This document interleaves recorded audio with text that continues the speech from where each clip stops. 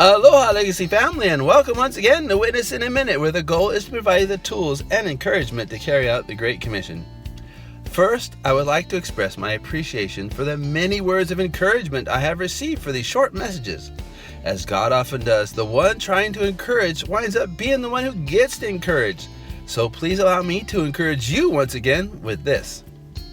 Now, I'm all sure that you have people in your lives that offer up many kinds of excuses as to why they won't come to Christ, why they don't want to come to church with you, why they ask you not to even talk to them about Jesus.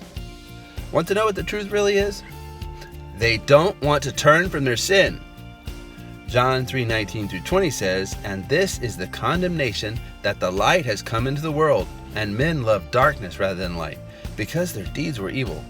For everyone practicing evil hates the light and does not come to the light, lest his deeds should be exposed." The famous theologian Oswald Chambers said it like this: "Sin enough, and you will soon be unconscious of sin." This pattern continues eventually until people will hate the light and become so hardened in their sin that they prefer the dark ways of eternal death. French history tells a story of a castle-like prison in Paris known as the Bastille.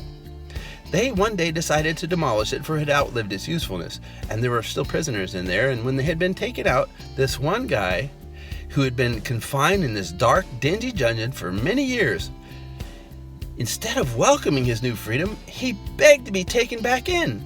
It had been so long since he had seen the sun, he was blinded because it was so bright. His only desire was to go back and die in the dark, murky dungeon where he had been a captive. But there is a bright side to this condition. Proverbs 28:13 says, "He who covers his sin will not prosper, but whoever confesses and forsakes them will have mercy."